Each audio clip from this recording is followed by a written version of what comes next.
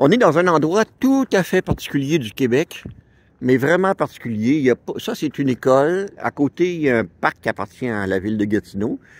Mais c'est l'emplacement géologique qui est tout à fait particulier. Il n'y a pas ça ailleurs. Les écoles, d'habitude, sont sur un terrain plat, en bas de la côte, sur un sol argileux, hein, glaiseux, un peu en dessous, assez épais, genre 3 mètres d'épais, là. Tout ça fait que ça retient l'eau. On se pose pas la question ailleurs au Québec. On essaie de l'enlever ailleurs au Québec. On essaie de la drainer, hein. Vous avez toutes vu de l'eau être drainée au printemps puis bloquée. Vous avez rarement vu au Québec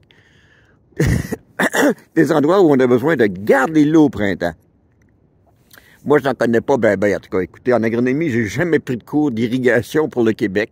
Je sais même pas si ça... Ah oui, des légumes, mais ça n'existe pas d'habitude. C'est des cours de drainage qu'on a. Fait que, on sait très bien comment drainer. Les ingénieurs savent drainer, les agronomes savent comment drainer.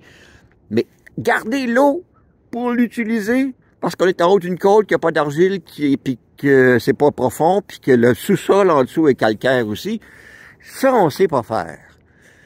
Alors, ce que je propose, et je suis sûr que les ingénieurs de la ville vont vite comprendre, c'est qu'on fasse un bassin de rétention. D'ailleurs, on pourrait faire ici, là, ça serait la place idéale maintenant que j'y pense, là, faire un bassin de rétention. Je suggère que le bassin de rétention soit ça, en forme de longueur, l'uniforme, le long de la clôture, mettons 24 pouces, enfin 60 cm de large, 1 mètre de profond, de la rue jusqu'ici, là, jusqu'à l'entrée, je pense que ça fait à peu près 60 mètres peut-être, là, on verra. Et qu'on remplace ça de matière organique.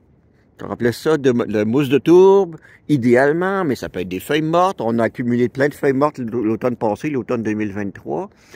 Ça peut se faire en 2024.